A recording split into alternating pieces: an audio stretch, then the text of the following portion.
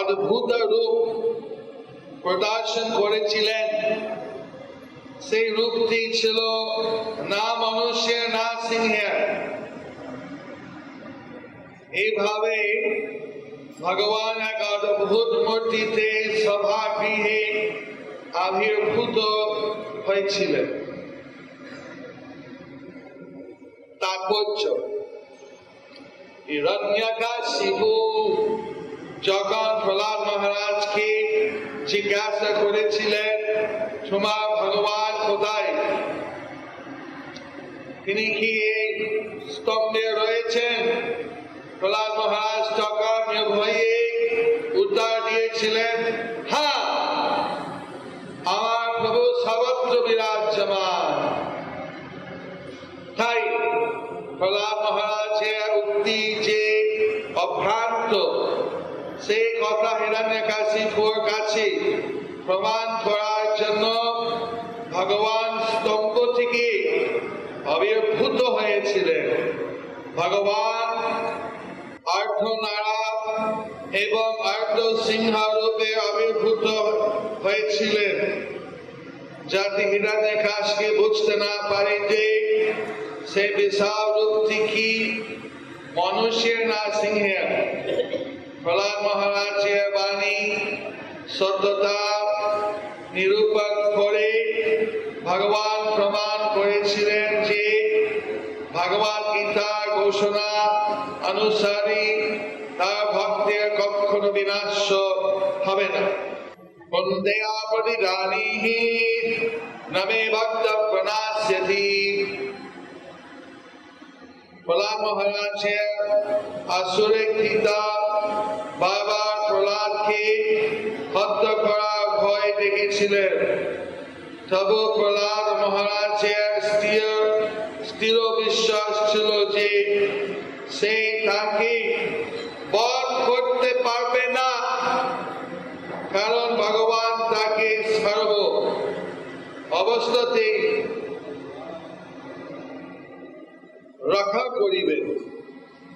স্তম্ভ থেকে আবির্ভূত হয়ে ভগবান তার ভক্তকে কার্যত আশ্বাস দিয়েছিলেন, কোনো ভয় করে না, আমি এখন উপস্থিতি রয়েছি।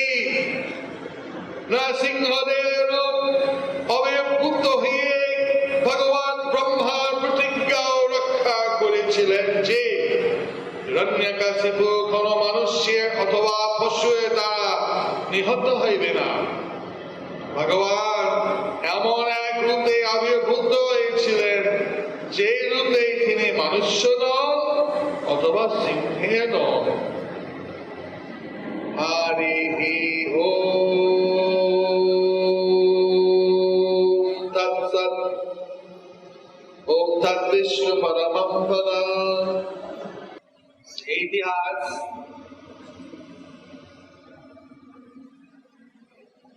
প্রথমে কয়েকদিন যাবত পাঠ হয়েছিল, কিছু কিছু না বলা হইল কিভাবে হিরণ্যকাশিপু তপস্যা করে যোগ সিদ্ধি এবং আশীর্বাদ ব্রহ্মদেব থেকে প্রাপ্ত হয়েছিলেন। তারপরে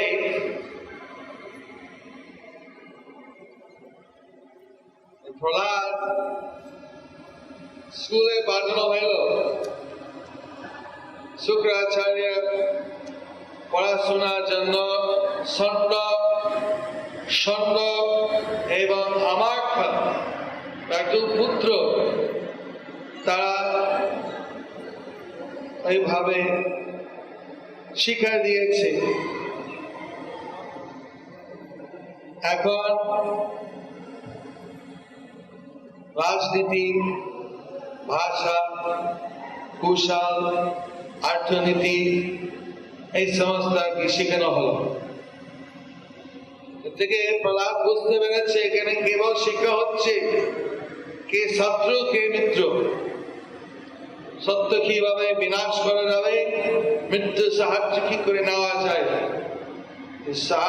এইভাবেই তো হচ্ছে আর কি প্রধান এখানকার শিক্ষা। যখন হিরণ্যকাশিপু খুব ব্যস্ত, সবসময় তো সন্তান দেখে নেই, মাঝে মাঝে দেখতো, তো যুবরাজ নিয়ে আসা হলো। তখন হিরণ্যকাশিপু কোলে রেখেছে, আচ্ছা তুমি কি শিখেছো বলো, তোমার সব থেকে কি ভালো শিক্ষা পেয়েছো? প্রহ্লাদ সব থেকে ভালো যে শিক্ষা অবশ্যই যে ষণ্ড আমার কাছে ঠিক শিক্ষা দিয়েছে সে ওর কাছে সব থেকে ভালো লাগেনি।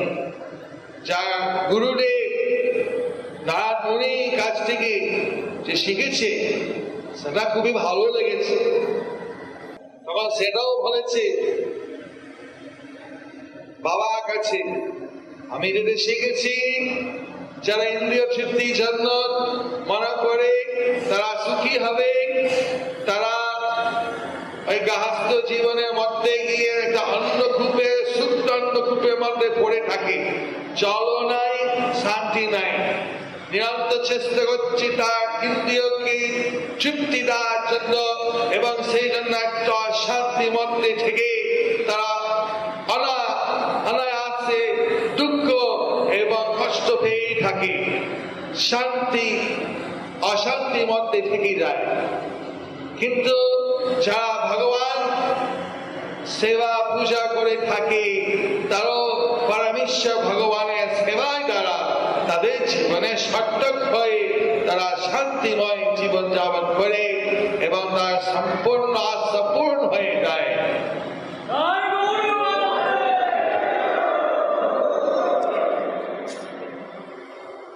তাই শুনে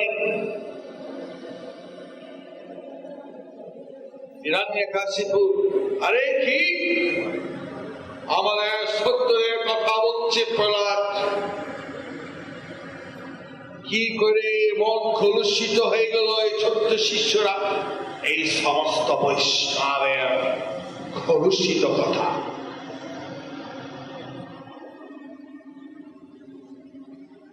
স্বর্ণ ভালো করে শিখে দাও এবং ভাড়া দাও যেন কোনো বৈষ্ণবে না ঢুকে তোমার স্কুলে, মন কলুষিত যাতে কেউ না করতে পারে। এবার এমন ভাবে মানে পাহারা দিয়ে রেখেছে চারদিকে সমস্ত সৈনিক দিয়ে, যদি সাবধান যদি কোনো বৈষ্ণব সেখানে প্রবেশ করতে চেষ্টা করে সেখানে আদেশটা হলে তাদের একবার শেষ করে দেবে।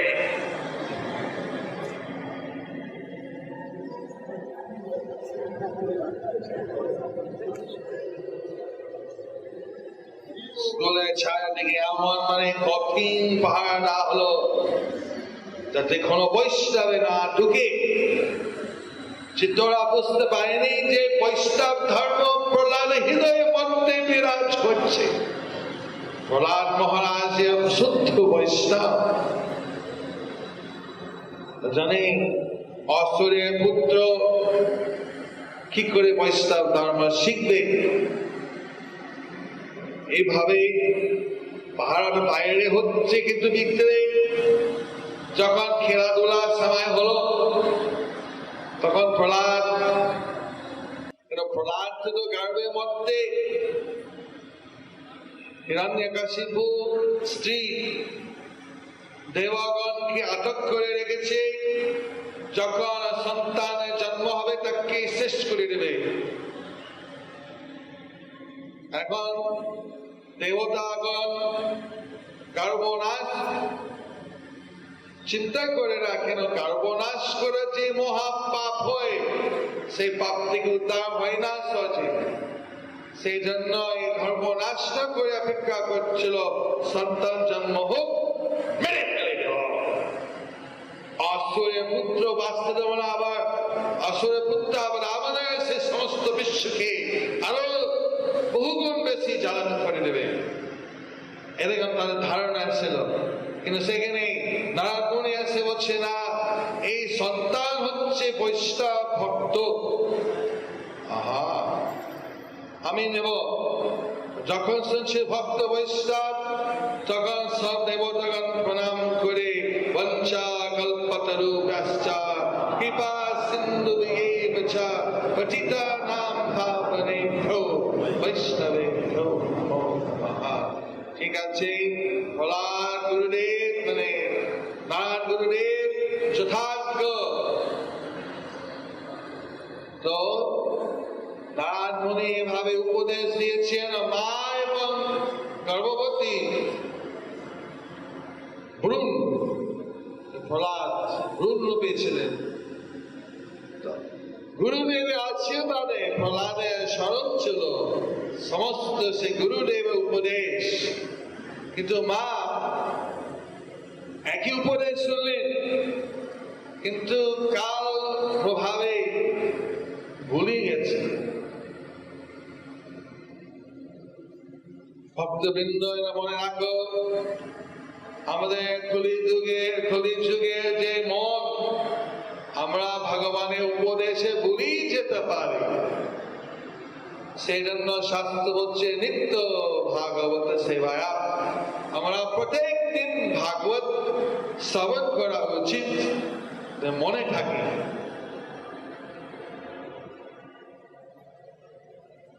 হিরণ্যকশিপুর স্ত্রী ভুলে গেছে, রাজমণি অমূল্য উপদেশ প্রহ্লাদ বলে যায়নি।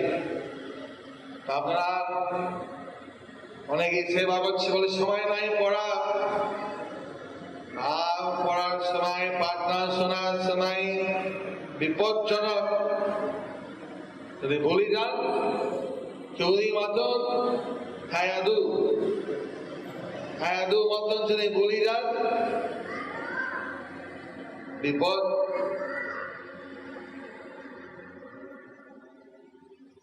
বিপদ পঞ্চম ভাগবত, বিপদ থেকে আমাদের বেঁচে। এই স্কুলের ভিতরে তখন প্রহ্লাদ তার সমস্ত ছাত্রগণকে দেখে বলেছে, শোনো ভাইগণ, আমাদের ছাত্র ভাইগণ শোনো। তখন তাদের উপদেশ দিতে শুরু করলেন। কৌমারাচরিত প্রাজ্ঞ ধর্মান ভগবতা নিহা দুর্লভম মনুষ্যাং জন্ম তদপ্যাযুবমার্তদম। প্রহ্লাদ মহারাজ বলেছেন, প্রাজ্ঞ ব্যক্তি মানুষ জন্ম লাভ করে জীবনের শুরু থেকেই, অর্থাৎ বাল্যকাল থেকে অন্য সমস্ত প্রয়াস ত্যাগ করে ভাগবত ধর্ম অনুষ্ঠান করবেন। মানুষের জন্ম অত্যন্ত দুর্লভ এবং অনন্য শরীরের মতো অনিত্য হলেও তা অত্যন্ত অর্থপূর্ণ, কারণ মনুষ্য জীবনে ভগবানের সেবা সম্পাদন করা সম্ভব। নিষ্ঠপূর্বক কিঞ্চিত মাত্র ভগবত ভক্তির অনুষ্ঠান করিলেও মানুষের পূর্ণ স্থিতি লাভ করতে পারে। যতাহি পুরুষেহ বিষ্ণু পাদোপসর্পণম যদেশ সর্বভূতানাং প্রিয়াতেশ্বরাসুরিত। মনুষ্য জীবন ভগবত ধামে ফিরে যাওয়ার সুযোগ প্রদান করে, তাই প্রতিটি মানুষের অবশ্যই কর্তব্য ভগবান শ্রী বিষ্ণুর পদ পদ্মে সেবায় যুক্ত করায়। এই ভগবত ভক্তির স্বাভাবিক, কারণ ভগবান শ্রী বিষ্ণু সকলেই পরম প্রিয়, পরমাত্মা এবং পরম সুহৃদ। এভাবে দিয়েছে দায়িত্ব। বন্ধুগান, এভাবে ইন্দ্রিয় তৃপ্তি করলে তো কোনো সুখী হয় না। ইন্দ্রিয় তৃপ্তি দ্বারা ক্ষণিকে সুখ আর অবশ্যই দুঃখ হয়ে যায়। কিন্তু আসলে সুখ আমরা পাই যখন আমরা ভগবান শ্রীকৃষ্ণ পূজা করি, সেবা করি। ইন্দ্রিয় তৃপ্তি আমাদের দুঃখ দেয়, কৃষ্ণ সেবা আমাদের সুখ দেয়। মনুষ্য প্রয়াসে যদি কৃষ্ণ ভক্তি দিকে পরিচালিত হয়, তাহলে নিঃসন্দেহ আত্মোপলব্ধির চিন্ময়ী স্তর প্রাপ্ত হওয়া যায়, আর নৈতিক উন্নতি সাধনে যুক্ত হওয়ার ফলে কোনো লাভ হয় না। অতএব জড়া জগতে অবস্থান কালে ভবম অস্থিত পূর্ণরূপ সুযোগ ব্যক্তির কর্তব্য সৎ এবং অসতের পার্থক্য নিরূপণ করে যে পর্যন্ত এই পরিপুষ্ট মানব শরীরটি রয়েছে ততক্ষণ বিত না হয়ে জীবনের চরম উদ্দেশ্য লাভ জন্য যত্নশীল করা। তো বলছেন এইভাবে আমাদের জীবন, অনেকে ছাত্রগণ বলছে আমরা বাচ্চা, আমরা এখন খেলাধুলো করব, এইভাবে আমরা কেন এইসব হরিকথা শুনবো, বয়স হলে করব। কিন্তু প্রহ্লাদ বলছে না, শোনো, সাধারণ যারা মানে তামস আচ্ছন্ন ব্যক্তি অর্ধেক 12 ঘন্টা ঘুমিয়ে থাকে, তার মানে 100 বছর প্রত্যেকে জীবিত থাকি, তার 100 বছর মধ্যে অর্ধেক তো চলেই গেল ঘুমে, আরো 50 বছর হয়ে গেল সচেতনায়। তার মধ্যে প্রথম 10 বছর মানে ভালো করে কোনো সরব মানে কোনো সেন্সে থাকে না। 10 থেকে 20 বিভিন্ন খেলাধুলো নিয়ে ব্যস্ত থাকবে, ফুটবল, ক্রিকেট ইত্যাদি। তারপরে 20 বছর পর সংসার জীবনে প্রবেশ করবে, 20 থেকে 50-60 বছর বয়সে সেখানে সংসার জীবনে, সেখানে পরিপূর্ণ কাজে কিভাবে রোজগার করব, কিভাবে আমাদের পরিবারকে লালন পালন করব, স্বামীকে সেবা করব, আমার স্ত্রীকে সেবা করব ইত্যাদি নিয়ে ব্যস্ত থাকে। তারপরে বৃদ্ধ বয়সে যখন হয়ে যায় তখন রাত পড়ে রাখছি, খান দেখা শোনা যায় না, চোখে দেখা যায় না, সেখানে গিয়ে আবার শেষ 20 বছরটা অচল মতন হয়ে থাকে। আর মাঝখানে যেগুলো যদি কিছু সময় থাকে যেখানে ধর্ম করতে পারবে, মায়ার এমন ভাবে আমাদের ধরে রাখে ওই পরিবারের আসক্তিতে আমরা তাও আমরা গৃহে থেকে বাহর হতে পারছি না, সেখানে আমাদের বানপ্রস্থ জীবন সেখানে হতেই দিতে চাই না, আমরা সেখানেও আমরা থেকে যাবো এবং যেটুকুনো সময় হতো আমরা সহজে বাঁচাতে পারতাম সেটাও চলে গেল। সেই জন্য আধ্যাত্ম ব্রহ্ম থেকে এখন থেকে আমাদের এই নিয়ে চর্চা করা উচিত। গোমরাম আচারে প্রাজ্ঞ, সময় নষ্ট করার কোনো লাভ নাই। এখন আমরা আনন্দ করব, আনন্দের কীর্তনে করো সব ছাত্র বন্ধুগান। হরে কৃষ্ণ হরে কৃষ্ণ, কৃষ্ণ কৃষ্ণ হরে হরে, হরে রাম হরে Ram, Ram Ram Hare Hare.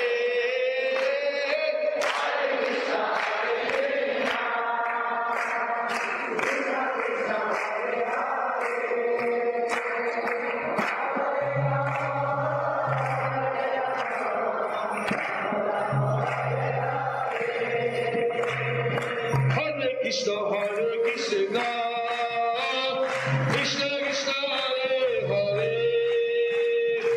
Hare Rama, Hare Rama, Rama Rama,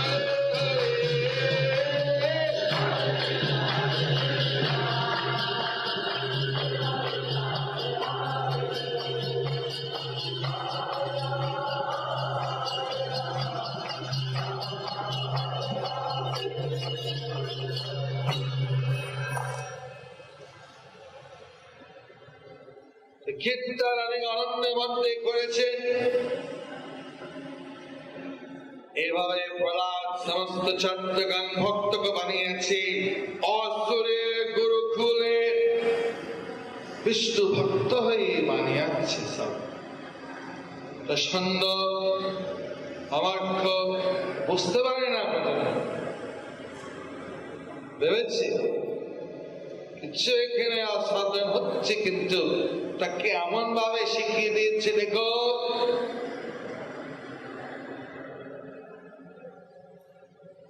সম দান বেদ দণ্ড 4 রকমের রাজনৈতিক কৌশল।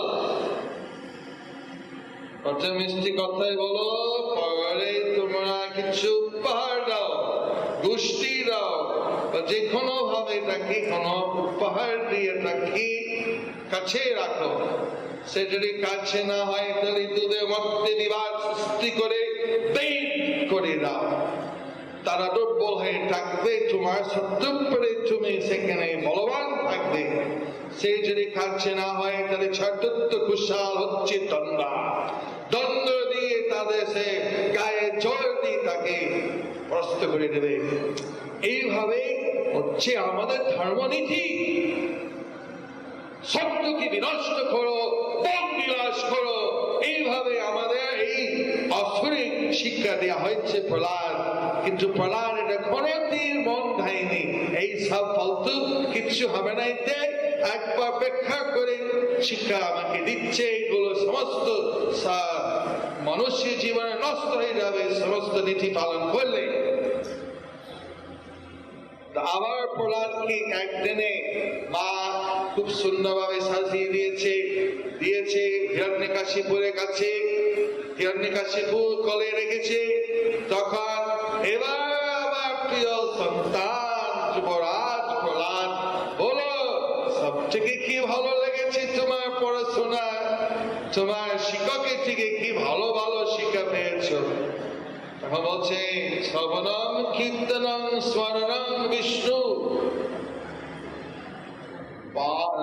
বন্দনম পাদ সেবনম অর্চনম দাস্যম সখ্যম আত্মনিবেদনম। এইভাবে নববিধ ভক্তি দিয়ে ভগবান শ্রী বিষ্ণুকে পূজা করলে এটা আমাদের সব থেকে ভালো লাগে।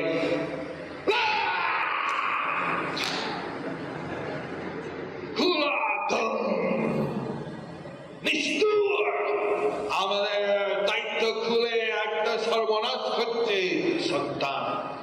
শিক্ষক ধরে রাখো, এই শিক্ষক তোমরা কি শিখাচ্ছ কি? তোমাদের একবারে কড়া দণ্ড হবে, জীবন দণ্ড দেব তোমরা। এইভাবে বিভিন্ন রকমের তার শাস্তি দেওয়ার চেষ্টা হলো।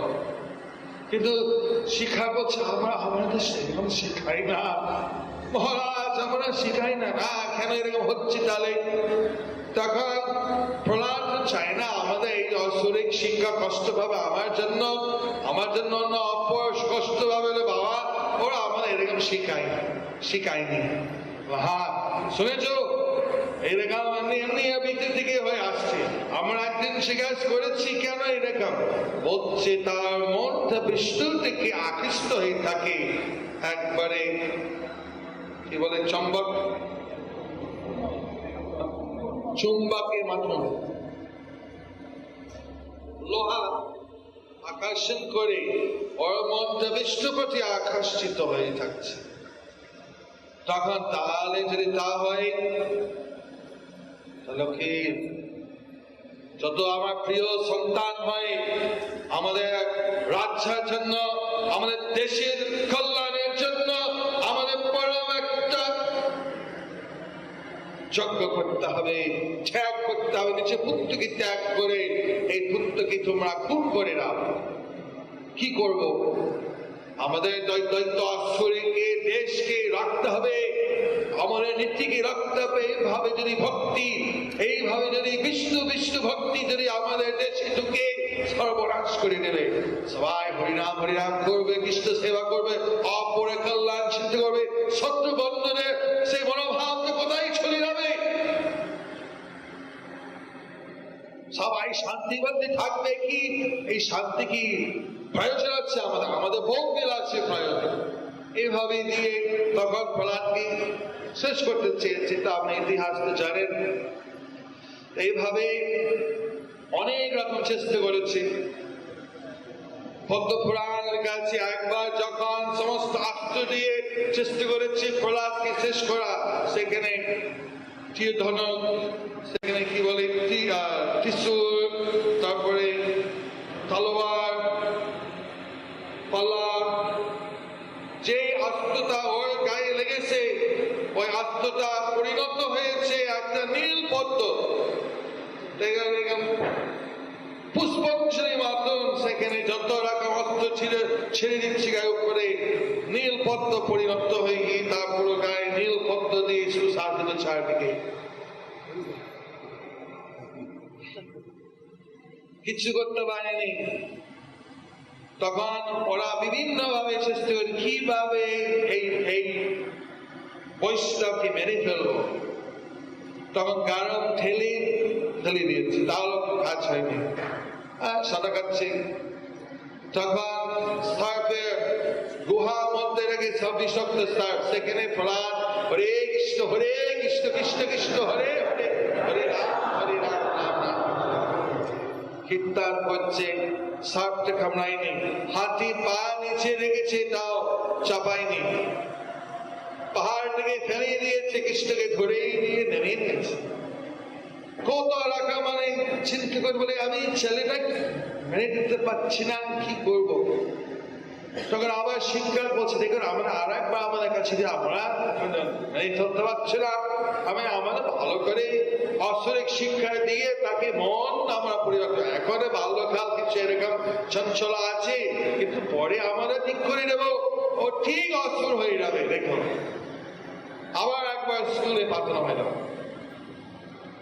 তার কোনো কাজ হয়নি। আবার স্কুল থেকে এসে তখন আবার সে বিষ্ণু গুণগান করছে। তখন হিরণ্যকশিপু চাইলে তাহলে আমি নিজের তোমাকে মেনে ফেলবো, এবার দেখো তোমাদের ঈশ্বর কিভাবে তোমাকে বাঁচায়। তাহলে আমাদের ঈশ্বর আমাকে বাঁচাবে। তোমার ঈশ্বর স্তম্ভের মধ্যে আছে, হ্যাঁ সব জায়গা আছে। তখন এই স্তম্ভকে একবার ভেঙে দিল, দেখো তোমার ভগবান আসুক, দেখতে চাই। এসব বলতু মিথ্য কথা, কোন ঈশ্বর নাই, কোন ভগবান নাই। কিন্তু যখন এভাবে স্তম্ভ ভেঙে, তখন সে এমন একটা শব্দ ব্রহ্ম হয়েছে, যে শব্দ পুরো আকাশে ভরে গেছে, পুরো জগতে ভরে গেছে। তখন অসুর হয়ে গেছে, হিরণ্যকশিপু হয়ে গেছে। এই শব্দ করতে গিয়ে আসছে কি ব্যাপারে বাপরে বাবা,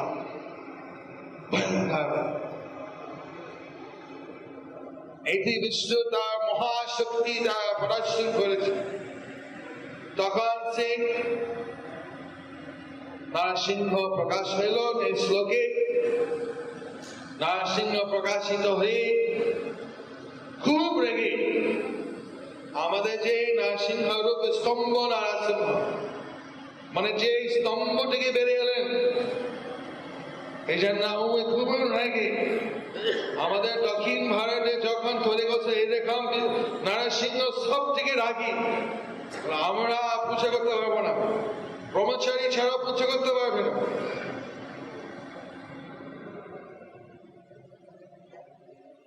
তখন ওরা ভয়ে করেছে আমরা ধরেই করতে পারবো না। এই নরসিংহ স্তম্ভ, নরসিংহ স্তম্ভ থেকে বেড়েছে, এমন যে থেকে আছে আগুনের মতো।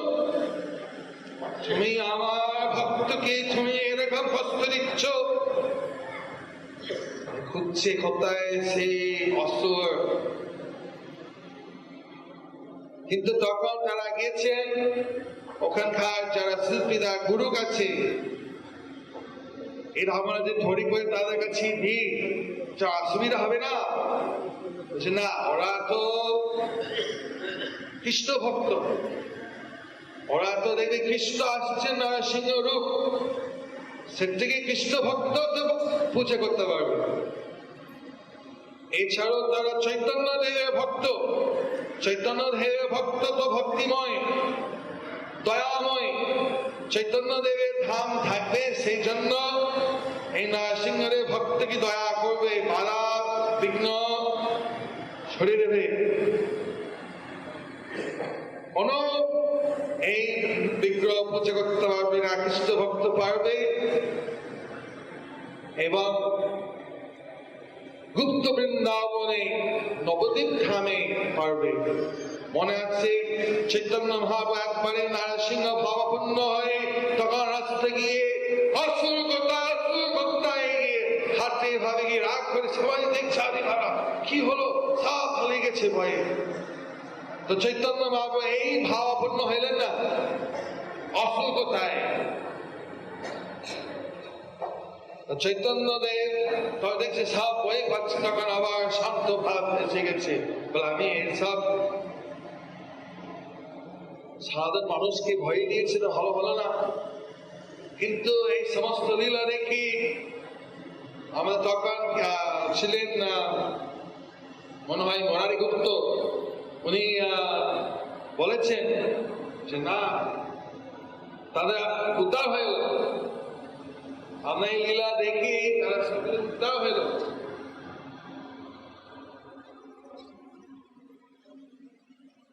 স্তম্ভ নরসিংহ ভক্ত দেখে আশ্বাস পায় ভগবান এসেছে আমাদের রক্ষা করার জন্য।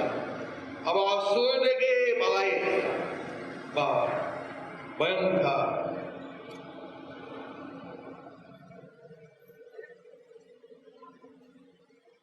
এই নরসিংহ পূজা করতে গিয়ে শুদ্ধ ভক্তি দিয়ে পূজা করলে ভালো হয়। ভগবান উনি খুশি হোক ভক্তদের পূজা দ্বারা। ভাগবত একটা শ্লোক আছে, নাহমাত্মানমাসাসে মদ ভক্তায় সর্ববে বিনা শ্রিয়মত্যন্তি কম্বাপি येषां গতিরহং পরা। যে সব শান্ত ব্যক্তি শুদ্ধ ভক্ত, যার জন্য আমি তাদের একমাত্র গতি, তাদের বিনা আমার কোনো আশা থাকে না, কোনো ইচ্ছা থাকে না। আমার পারমার্থিক আনন্দ বা আমার পরম ঐশ্বর্য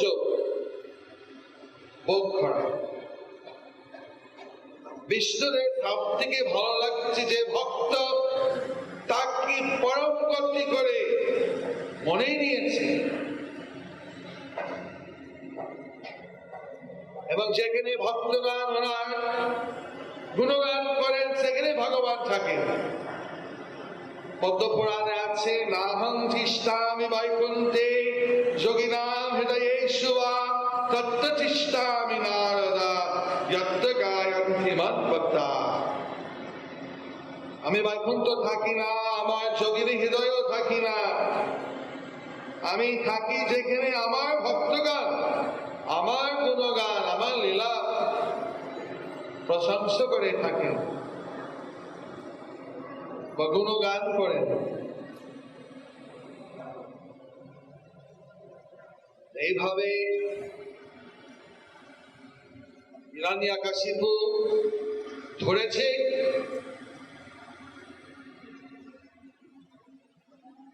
সব দেবতা খুশি হলো, এবার হিরণ্যকশিপু শেষ হয়ে যাবে।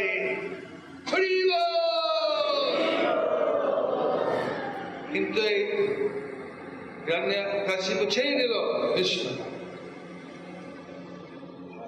দেবতাগণ সেই মেঘের পিছু থেকে দেখছে, আরে বাবা ছেড়ে গেল, মুক্ত হয়ে গেল, কি হবে? ঠিক যেমন গরুর একটা সাপকে ছেড়ে আবার ধরে ধরে, যেমন একটা বিড়াল কি বলে ইন্দোরে ধরে আবার ছেড়ে দেয়, আবার ধরে ছেড়ে দেয়, খেলা করে।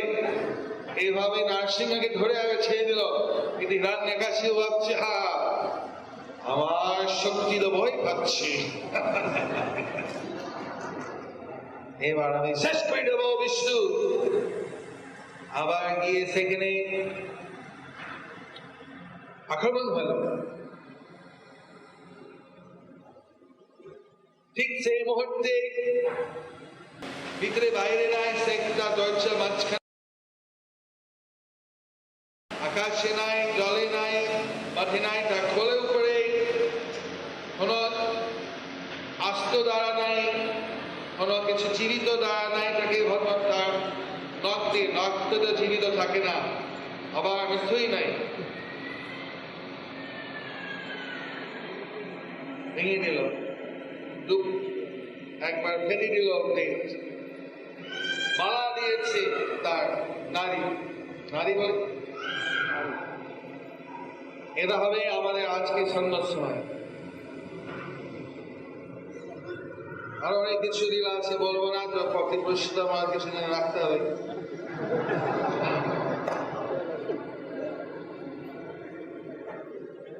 তখন প্রহ্লাদ একদিন নরসিংহদেবের ঘরে ছিলেন। তখন প্রহ্লাদকে বলেছে, দেখো তোমার ভক্তি আমার ব্রত করার জন্য হয়েছে। তুমি পূর্বে জন্ম তোমার নাম ছিল বাসুদেব হয়, কিন্তু তোমার ধার্মিক ছিল না, তুমি খুব পাপী লোক ছিল, তোমার বেশ্যা গমনে খুবই আসক্ত ছিল এবং বিভিন্ন রকম পাপ কার্য লিপ্ত ছিল। কিন্তু কোনোভাবেই তুমি একদিনে না আমাদের নরসিংহ চতুর্দশী ব্রত করেছ বলে তোমার এই ব্রতের জন্য তুমি এই জন্মে প্রহ্লাদ হইল এবং এত তোমার ভক্তি হয়েছে। এই নরসিংহ চতুর্দশী ব্রত 1000 দ্বাদশী ব্রতের ফল। গরিব লোকে ধনী হয়ে যায় এই ব্রত করলে। যদি কেউ কোনো কিছু কামনা করে তার কামনা সফল হয়ে যাবে। সে যদি কেউ রাজ্যই চায় রাজা পাবে, রাজ্যও পাবে। সে যদি দীর্ঘ জীবন চাই দীর্ঘ জীবন হবে। সেখানে যদি এমন কেউ স্ত্রীলোক যাতে তাদের অসময় বিধবা না হয় সে আশীর্বাদ দেওয়া হয়। কেউ যদি সন্তান না পায়, সন্তান চাই তাদের সন্তান দেওয়া যায়। তাদের যদি জীবনে মঙ্গল চাই মঙ্গল হয়ে যাবে। তাদের যদি গরিব থাকে তার ধন হবে। তার যদি শস্য চাই সে শস্য হয়ে যাবে। তাদের দুঃখ হয় দুঃখ দূর হয়ে যাবে। তাদের আনন্দ মানে ভোগ হবে, আবার তাদের মুক্তি হবে। এবং যাদের ইচ্ছা হয় সেখানে তাদের শুদ্ধ ভক্তি হয়। এইভাবে প্রহ্লাদ তো শুদ্ধ ভক্তি ছাড়া তো অন্য কিছু চাইনি। এই ভক্ত করলে তারপরে শুদ্ধ ভক্তির ভক্ত হয়ে গেল। কিভাবে বিষ্ণু বলেছে, নরসিংহ বলেছে, আমাদের ব্রত শুক্ল বৈশাখে চতুর্দশী পালন করতে হয়। সেখানে ভোরে উঠে স্নান করার পর মন্দিরে গিয়ে পূজা করার পর মন সুস্থ হয়ে সেখানে সংকল্প করতে হবে, ওম মহাদেব আজ আমি সংকল্প করছি ভগবান আমি তোমার ব্রত করব, আশীর্বাদ করুন যাতে আমি নির্বিঘ্ন ভাবে পালিত করতে পারবো। সেখানে ওই দিনে কোনো খারাপ কথা বলবে না, সেখানে প্রকল্প করবে না, হরি কথা করবে, সেখানে প্রয়োজনীয় কথা বলবে। সেখানে মন আর কি মনকে কথাতেই শাসন করে রাখবে। সেখানে মধ্যাহ্নে বিভিন্ন পূজা আদি সমস্ত পূজা আদি সারাদিনে থাকবে। মধ্যাহ্নে কোনো বৈদিক মন্ত্র দিয়ে সেখানে কোনো পুকুরি হোক মানে পবিত্র নদী হোক স্নান করবে। স্নানের সময় পবিত্র জলে স্নানে সেখানে গঙ্গা মাটি বা মাটি দিয়ে মাটির সাথে দাত্রী ফল আমলকি কিছু থাকবে, কিছু তিলের বীজি থাকবে এবং কিছু গোবর থাকবে, সেই দিয়ে গায়ে লেপন করবে, স্নান করবে। স্নানের সময় সেখানে বিষ্ণু নাম করবে, বৈদিক মানে মন্ত্র পাঠ করবে। সেখানে কেবল মানে দুটো মানে কোনো জামা পরবে না, এমনি সাদা আর ধুতি পরে সেখানে গিয়ে আবার মন্দির গিয়ে অবভিন্ন সেখানে গিয়ে নরসিংহদেবকে প্রতিষ্ঠা করে আমাদের প্রতিষ্ঠিত হয়ে আছে, যদি না থাকে সেখানে প্রতিষ্ঠা করে দিয়ে সেখানে 16 উপহার দিয়ে মানে পূজা করা, 16 পূজা করা, সেটা আমাদের হয়ে যাবে এখানে। তারপরে কি অভিষেক, পঞ্চমৃতা আদি অভিষেক করা হবে। তারপরে চরণে গিয়ে তুলসী অর্পণ করতে হবে, বিভিন্ন পুষ্প অর্পণ করতে হবে। তারপরে সুন্দর সুগন্ধি তেল তাদের আমাদের অর্পণ করতে হবে, চন্দন, সেখানে কেশর আদি আগরু তেল, এটা আমাদের তৈল অভিষেক হচ্ছে। এইভাবে দিয়ে সেখানে আমাকে এভাবে পূজা করতে হবে। পূজা করার পর সেখানে আগরু দিয়ে ধূপ অর্পণ করতে হবে। পুষ্প আমাকে পুষ্প দিয়ে একটা বাড়ি করবে, ষোলোকোছায় দিয়ে পূজা করবে। পৌরাণিক মন্ত্র, পঞ্চরাত্রিক মন্ত্র দিয়ে আমাকে পূজা করবে। এভাবে দিয়ে